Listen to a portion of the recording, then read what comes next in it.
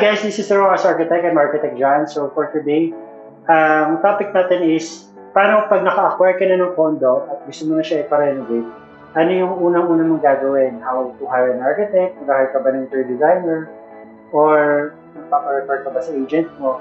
So first of all, kaya ako ginawa yung vlog nito para din sa mga first-time condo unit owners na bumili ng condo nila at gusto na nilang ipa-renovate.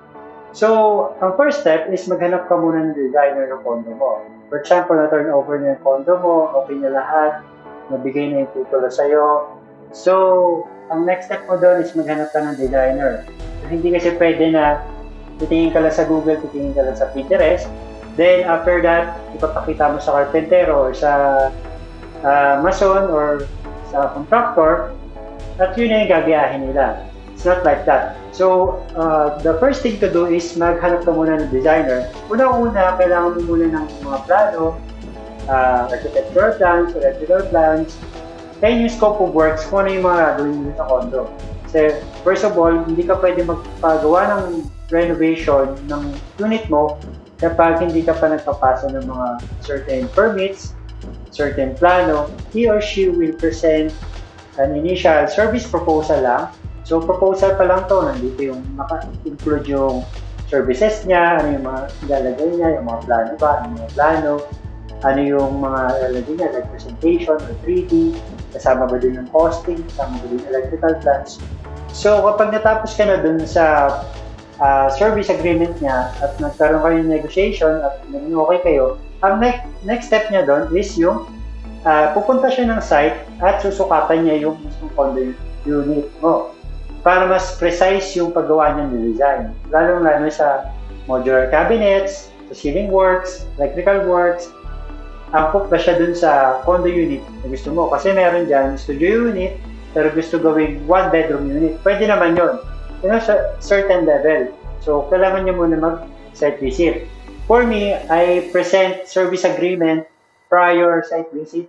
Kasi ang nangyayari kapag nagpapa-site visit, tapos di naman tutuloy ang client. So, I want to have a assurance na from me to the owner na magiging okay yung negotiation namin. First hand, magkakaroon kami ng contract signing, then site visit. Then, that's the part na magdi-discuss kayo ng design mo, ng gusto mong design. So, i-discuss mo sa kanya ano gusto mo. Modern, Scandinavian, Chinese, Japanese, industrial, etc. So, after that, gagawin ni architect or the interior designer yung gusto mong motif. So, after ilang days, 7 to 15 days, depende. Ako kasi 7 to 15 days bago mag-present. Then, pag okay sa kanya yung presentation, meron namang revision. So, pwede mo pang i-revise. After revision, present mo ulit sa kanya.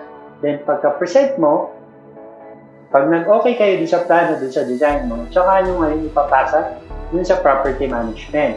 So, yung property management, ititingnan yung drawings mo, scope of works mo, kung may magagalaw ka pa sa utilities, sa mechanical, sa electrical, kung tama ba yung computation mo ng electrical load na hindi mag-overload yung circuit nila, then that's the time na i-approve nila yon or pwede silang magbigay ng revision na ikaw naman yung magbabago. Si architect, sabihin pa architect na, hey, sir, may mga pinabago si property management. So that's the time na babaguhin ni architect yung plano or magkakaroon ng konting revision. After that, pag approve na yung condo unit plans nyo, then that's the time na magkakaroon na kayo ng permits to apply. For example, yung work permit, yung delivery permit, yung mga specimen signature from the contractor, construction bond. Lagi may construction bond sa condo bago ka mag-renovation. Tapos, pag okay na yun, na-apply mo na lahat, na-approve na, then that's the time na mag-i-start kayo ng construction. So, dito sa ginawa kong condo, it's only 30 working days, studio type unit with 22 square meters na floor area. So, ang scope of works dito is carpentry, painting, tile works, then shower enclosure, curtains, mostly furnishing na eh. So, ipapakita ko sa inyo kung ano yung itsura mula nung una, then kung paano ko siya binago. So, let's start. Yan. So, this is a studio unit, 30 square meters.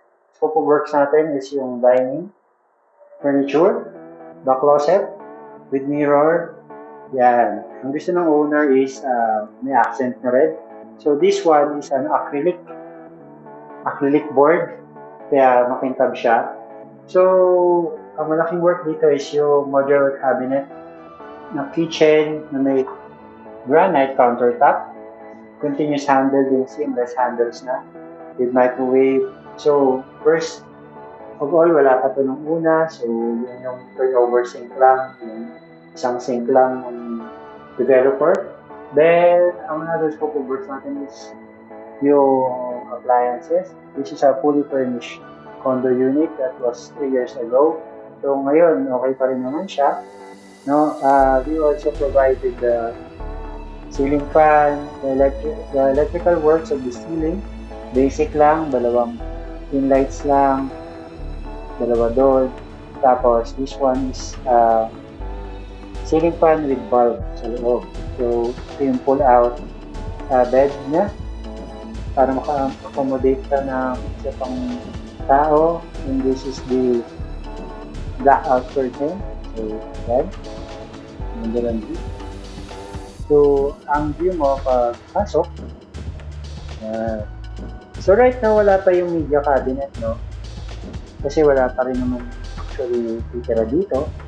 So, we also did the painting works of the walls, the ceiling.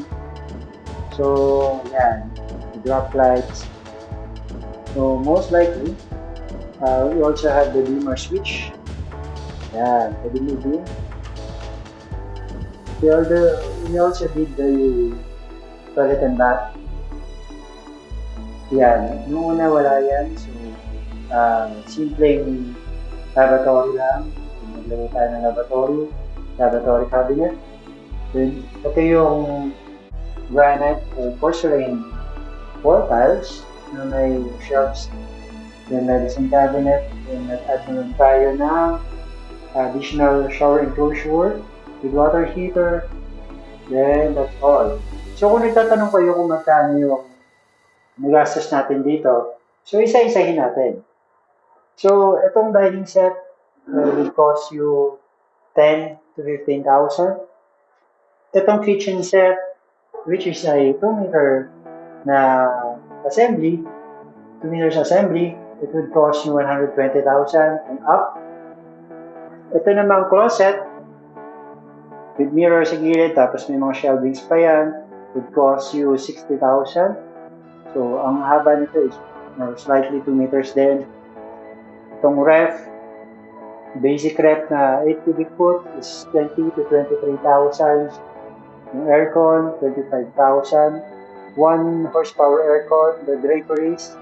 So, itong drapes natin would cost you 20k to 15 to 20k with shear. So, itong pull-out bed natin, yan, it would cost you 20,000, 15 to 20,000. Ceiling fan is mostly meron na siyang 5k. All the ceiling works here, pag kinumpute mo yung drop ceiling niya, siguro abutin ka ng 30,000 with ceiling works, ceiling framing, and electrical works, most likely 10,000 for the lights and wirings. Wall painting is 10,000. So appliances like this one, this is a range hood. Pagkakatanda ko, mga 10 to 15 or 10 or below. The microwave, built-in microwave is around 25 to 28,000. This ceramic induction type, Deco brand, 15 to 20. So, meron din namang Elba and larger man niya. So, itong pendant light, another electrical work. So, dito naman tayo sa lavatory cabinet. Itong lavatory cabinet, buong assembly nito is most likely nasa 20k na yan. Itong medicine cabinet, 10k, pero may storage sa likod. Yung niches, yung shelvings, it's 7k or two sets. The shower enclosure, 20 to 25,000. Water heater, 5 to 6,000. So, wall tiles, nagastos dito, most likely, nag-shipping pa, nagpalit pa, nag-waterproof pa. Medyo magastos, lalo-lalo na sa kitchen. I mean, sa toilet and bath. So, it would cost you around 50 to 25,000, no? So, that's it. Ito yung buong renovation ko noong 2018.